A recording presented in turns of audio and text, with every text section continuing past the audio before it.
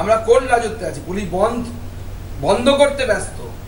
ব্যারাকপুর স্টেশনে গিয়ে তৃণমূলের নেতাদেরকে দিয়ে আমাদের কর্মীদেরকে মারামারি করছে। আমাদের মহিলা মোর্চার নেত্রী ফাল্গুনী পাত্রকে ট্রেনে হিঁচড়ে নিয়ে যাওয়া হচ্ছে চ্যাংদোলা করে। আর এদিকে গুলি চলে গেল। আমি বলছি পুলিশ কাউকে অ্যারেস্ট করতে পারবে না, পুলিশ কাউকে অ্যারেস্ট করতে পারবে না। আজকে প্রিয়াঙ্কু পান্ডে যখন তার গাড়ি নিয়ে যাচ্ছিল, তার গাড়িতে প্রথমে বোম মারা হয় গাড়ির সামনে। যখন তারা বোম দেখে গাড়ি ঘুরিয়ে নিয়ে পেছন দিক দিয়ে যাওয়ার চেষ্টা করছিল, সেই সময় তৃণমূল আশ্রিত দুষ্কৃতীরা আসে এবং তারা 3 রাউন্ড গুলি চালায়। টার্গেট ছিল প্রিয়াঙ্কু পান্ডে। সৌভাগ্যবশত সে রক্ষা পেয়েছে। তার ড্রাইভারের কানের পাশ দিয়ে গুলি গেছে, কানে লেগেছে। পিছনে রবি সিং বলে একজন বিজেপি কর্মী বসেছিল, তার গুলি লেগেছে। এই হচ্ছে আইন শৃঙ্খলা পরিস্থিতি বাংলা। মাননীয় মুখ্যমন্ত্রী লজ্জা লাগে না, সে মুখে বড় বড় কথা বলছে। প্রথমে আমি বাংলার মানুষকে অসংখ্য ধন্যবাদ জানাবো। এখনো পর্যন্ত বন্ধের যে সামগ্রিক চিত্র পাওয়া যাচ্ছে, মানুষ আমাদের এই বন্ধের সমর্থনে যেভাবে এগিয়ে এসেছে, সেই জন্য মানুষকে আমি ধন্যবাদ জানাই। তৃণমূল কংগ্রেস এবং পুলিশ যেভাবে একসাথে, আজকে আমরা দেখলাম তৃণমূল কংগ্রেসকে কাঁধে নিয়ে পুলিশ ঘুরছে।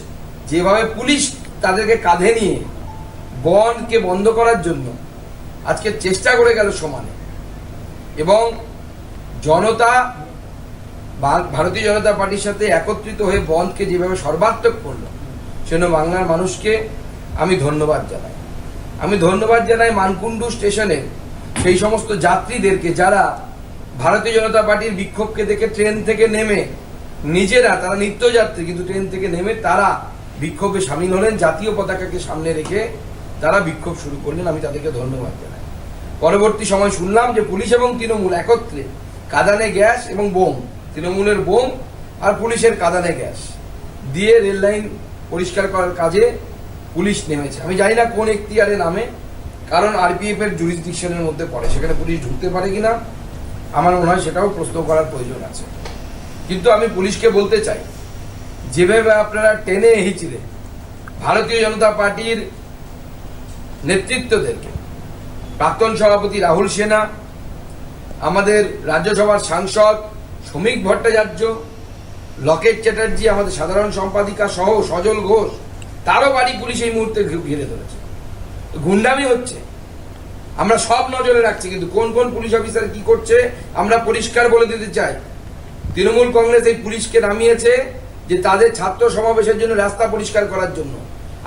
আপনারা বাংলার জনতার চাকর, মমতা বন্দ্যোপাধ্যায়ের বাড়ির চাকর না। সেই জন্য এখনো সামলে যান, সময় এসেছে। এরপরে জনতা কিন্তু পুলিশকে তাড়া করে মারবে। সেই সময় আসছে যখন বাংলার জনতা এই পুলিশকে ধাওয়া করবে, পুলিশকে মারবে, বাধ্য হবে মারতে।